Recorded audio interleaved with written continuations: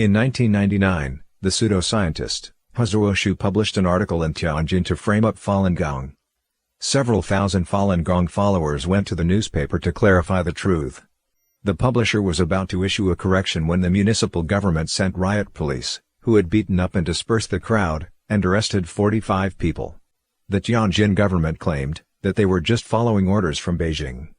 The persons then in charge of Falun Gong Research Society, among whom were Li Chang, Wang Zhiwen, and Ji Lai Wu, discussed the situation, and decided to lodge an appeal with the State Letter and Complaint Bureau on April 25. Those who heard of the decision contacted one another, with the result being some 10,000 persons appearing at the State Letter and Complaint Bureau, located adjacent to Zhongnanhai that day. Their requests were, first, the Tianjin government to release the fellow practitioners it had detained, second, freedom to practice Falun Gong to be ensured, third, once again the publications of Falun Gong books to be allowed in China. The episode was known in history as the April 25 event.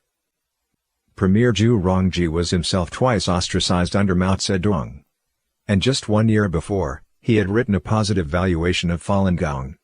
So it was that Zhu did something in stark contrast to the CCP's manner of handling petitioners, that is, not making contact, not dialoguing, and not make compromises. He had himself a meeting with the representatives of the petitioners, and instructed Tianjin to release the people it detained. As for Jiang Zemin, he was part of the Tiananmen massacre, as well as its biggest beneficiary. Due to this, the event of April 25 was downright frightening. Jiang promptly called Beijing garrison force, and asked whether the army stationed in Beijing could immediately march to the scene of Zhongnanhai, and drive out via force the surrounding Falun Gong adherents, if they did not disperse at midnight. The one who answered the phone declared at once, to follow Chairman Jiang's order at any time. Later Jiang would promote the person several ranks. In the afternoon, Jiang called Jisi Gui, director of the Central Guard Bureau, and told him to enact martial law as soon as possible. Jiang said he wanted to come out and personally to inspect the scene. Jiang then went about inspecting the scene from behind the tinted glass of a bulletproof passenger vehicle in which he rode. Outside in front of the Falun Gong demonstrators, was the cordon set up expressly for Jiang's inspection. In Jiang's view, that so many people practice Falun Gong meant it was competing with the party for the masses, that it was because Falun Gong had a tight organization that its students adopted a peaceful and reasonable means of demonstration, that the Falun Gong group coming to Zhongnanhai was openly challenging him. What drove his irritation especially was that he saw at least a few dozen servicemen, bearing military insignia who apparently followed Falun Gong, instead of himself, the chairman of the military commission of the CCP. The meeting that took place inside Zhongnanhai was not all that smooth, however. The officials made no promises in the discussion because for one, Jiang Zemin hadn't told them the bottom line as how to handle the meeting. And secondly, Luo Gan had been trying to find fault with Falun Gong. Later, Li Chang along with Wang Yuxian and 3 others came to Zhongnanhai to join the dialogue. Some 10,000 Falun Gong students waited quietly outside Zhongnanhai. The dialogue ended not until after 8 p.m. Upon learning then, of the release of those detained in Tianjin, the crowd outside the compound quietly left the scene, and not a piece of paper was left behind. The group had gone out of its way to keep the site clean and orderly. International media portrayed, in a positive light, both the Falun Gong demonstrators for their composure, and the government for its open-mindedness. The event was seen as the first non-violent rational dialogue to have taken place between officials and the public, since the CCP had come to power. However, Jiang Zemin flew into a rage. He had been jealous of the legendary master Li Hongji. In addition, his old enemy, Cao Shi had been a Falun Gong supporter. Coupled with this was the fact that international media reported in a positive light on both parties involved in the event, which undoubtedly boosted the merit of Zhu Rongji. This only served to fan the flame of Jiang's jealousy. Taking a page from Mao Zedong, who launched the Cultural Revolution in 1966, with a letter entitled Bombard the Central Command, Jiang also wrote a letter to the Politburo on the evening of April 25.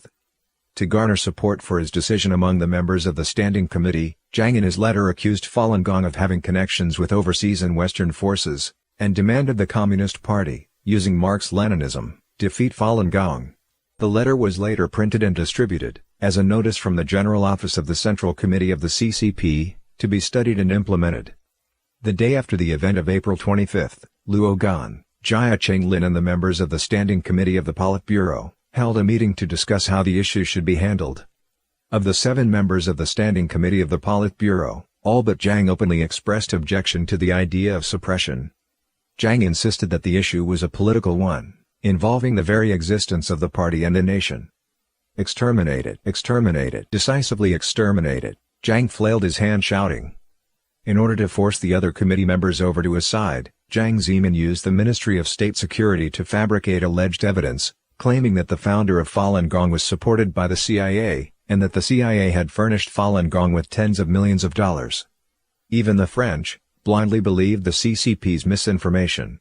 Only later, after a long investigation by their own intelligence system, did the French come to realize that the CIA rumor was bogus, and that they could let down their guard against Falun Gong. So it was that Jiang, acting on the so-called conclusive evidence, inflated the issue to that Falun Gong would spell the demise of the party and the country, and must be suppressed at all cost. Nothing does the CCP fear as much as its demise, and nobody wanted on his hand the responsibility of the demise of the nation. Jiang thus managed to unify the group's viewpoints, and started up the CCP's violent suppressive machinery, with Falun Gong as its target. What Jiang had in mind was a classic case of Zhao Gao calling stag a horse so that he could finally see who was really on his side. Jiang came to see that Falun Gong was a pacifist group that made a practice of turning the other cheek, and an easy target he could swiftly eliminate within but 3 months. Afterward, he would be regarded as having saved the party at a critical moment, and enjoy enormous political gains.